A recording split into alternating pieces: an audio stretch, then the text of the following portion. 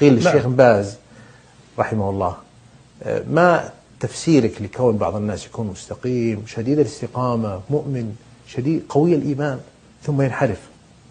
قال: هذا أحد أمرين: إما أنه ما شكر الله على نعمة الهداية، أو أنه عير أحدا بزيغ. وحقيقة هذان السببان فعلا ينبغي لنا أن ننتبه لهم، لأن كثير من الناس قد لا ينتبه.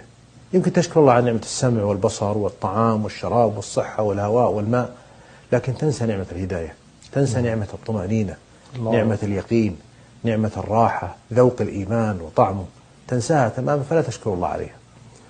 في المقابل أحيانا الإنسان يرى هؤلاء العصاة أو المنحرفون فيهزأ بهم ويسخر منهم ويتعجب ويقول: كيف هؤلاء ضلت عقولهم؟ ما يدري أن الذي هداك هو الذي أضل هؤلاء، وأنه قادر على أن يجعل هؤلاء مكانك وأنت مكانهم.